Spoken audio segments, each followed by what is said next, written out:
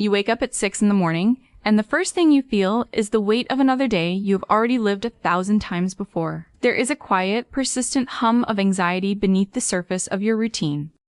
You tell yourself that this is the cost of living a responsible life. If you are watching this, you might suspect that the paycheck you receive every 2 weeks is not a reward for your labor, but a rent payment on your own autonomy. Before we pull back the curtain on why this machine is designed to keep you exactly where you are, consider clicking the subscribe button to join our quiet investigation into the architecture of modern servitude. We are not here to sell you a shortcut. We are here to dismantle the illusion of safety. The mechanism is elegant in its simplicity. It relies on the psychological phenomenon of habituation. When you enter the workforce, you are looking for security. You want a steady income, health insurance, and perhaps a pension plan that feels like a promise of future peace. The system provides these things in exchange for your most precious resource, which is your time. At first, the trade seems fair. You are young, eager, and the salary allows you to build a comfortable life. You buy the car, you sign the lease on the apartment, and you start accumulating the markers of a standard existence. This is the moment the trap closes. It does not feel like a trap. It feels like success. The golden handcuffs are not made of iron. They are made of comfort. Consider the nature of a raise. Every time your performance is acknowledged with an increase in pay, you do not feel wealthier. You feel the immediate impulse to upgrade your life. You move to a slightly better neighborhood. You take more expensive vacations. You upgrade your daily comforts to match your new status. This is called lifestyle inflation, but that is a sterile term for a visceral reality. What you are actually doing is raising the cost of your own exit. You are making it mathematically impossible to walk away from your desk without collapsing the life you have built. The salary is a leash of a very specific length. It is long enough to let you play in the yard, but short enough to ensure you never leave the property. If you earned less, you might feel the urge to change your life sooner. By paying you just enough to feel comfortable, the system ensures that you remain perpetually hesitant. You have too much to lose to take a risk, but not enough to ever truly own your time. You are trapped by the very benefits that were sold to you as hallmarks of professional stability. Pension plans operate on the same logic of deferred gratification. They whisper that if you only hold on for 30 years, the system will eventually let you go. You are essentially paying the system with the best years of your life in exchange for a promise that you will be free when you are too old to enjoy it. It is a cynical transaction that relies on your fear of the unknown. The unknown is the market, the entrepreneurship, the creation of assets, and the self-direction that scares the average employee because it lacks the guarantee of a monthly deposit. We are taught to view the employee mindset as the default setting for a mature adult. We are conditioned to look for an authority figure to validate our worth through a title or a salary increase. But notice how your employer never asks you to become wealthy. They ask you to become efficient. They want you to stay within the boundaries of your role. If you were to develop the skills to generate your own income, you would become a threat to the stability of their workforce. The system requires you to remain somewhat dependent. It requires you to believe that the office is the only place where your value can be harvested. Think about the psychological toll of this dependence. When your survival is tied to a single source of income, your brain stays in a state of low-level, chronic fight or flight. You are always watching for shifts in company culture or leadership changes. You are always performing the role of the ideal employee to ensure that your position remains secure. This constant performance drains the creative energy you could be using to build your own leverage. It is a slow erosion of the self. You eventually forget what you would do if you did not have to answer to someone else. The shift begins when you realize that money is not just a currency of exchange, it is a currency of choice. Most people treat money as a means to consume. They trade their time for a salary to buy goods that eventually lose their value. The alternative is to view money as a tool for leverage. Leverage is the ability to multiply your output without multiplying your effort. It is found in digital assets, in investments that compound, and in systems that operate while you sleep. When you stop using your salary to buy comfort and start using it to buy assets, you are no longer just an employee. You are an owner in training. This does not mean you should quit your job tomorrow in a fit of impulsive rebellion. Rash decisions are the hallmarks of the same scarcity mindset that keeps you trapped. The goal is to build your exit strategy while you are still inside the system. You use the salary to fund your own independence. You live slightly below your means, not because you are stingy, but because you are buying your freedom. Every dollar you invest in an asset is a soldier working for your liberation. It is a quiet, deliberate war against the convenience of a paycheck. You must confront the discomfort of uncertainty. Many people stay in jobs they hate because they fear the silence of a life without a boss. They are afraid that if they are not told what to do, they will fall apart. This is a profound lack of self-trust. We have been conditioned to rely on the external structure of the 9-to-5 to define our days. Reclaiming your time means learning how to structure your own focus. It means becoming the architect of your own productivity. This is the hardest part. It is far easier to be managed than to manage yourself. Notice how your coworkers react to your desire for something different. They will likely mirror your own fears back to you. They will talk about the economy, the risks of business, and the necessity of sticking to a steady routine. Understand that they are trying to keep the tribe consistent. If you leave, it forces them to confront their own decision to stay.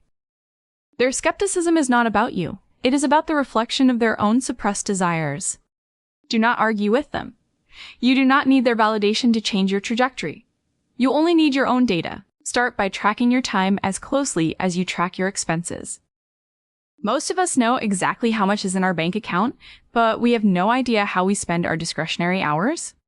If you want to escape, you must carve out hours of deep, focused work that belongs to you. This is the time you use to learn a new skill, to build a product, or to understand the mechanics of capital.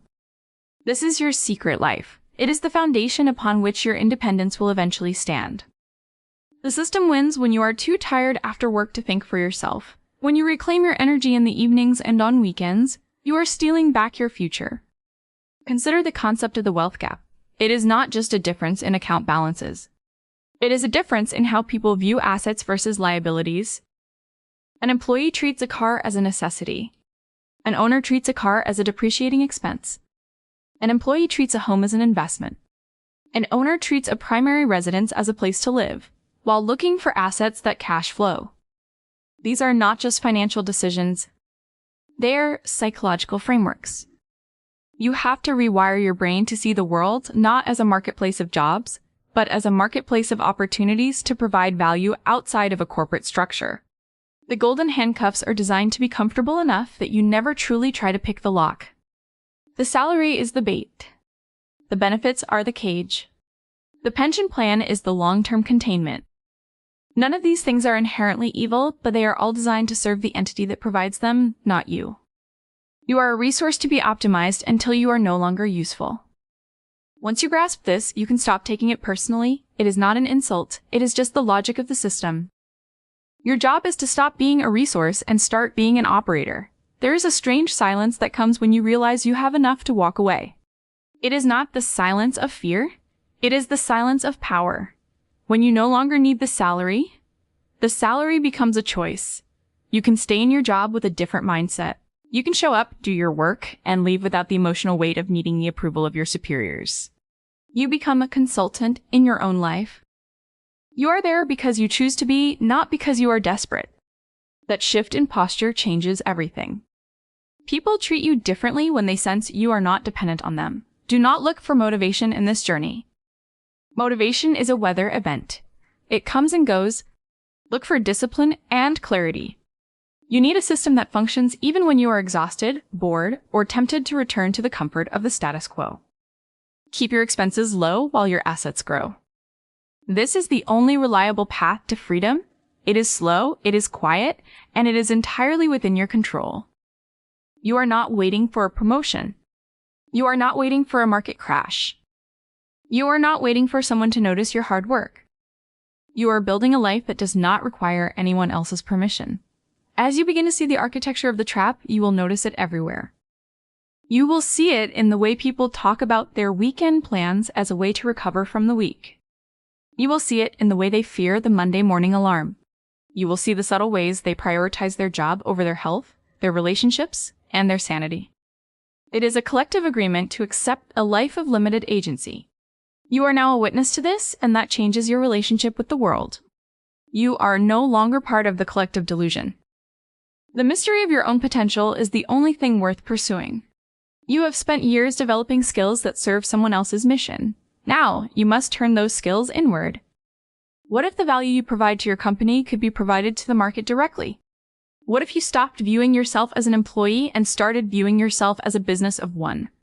This shift in identity is the first step toward the life you suspect is possible.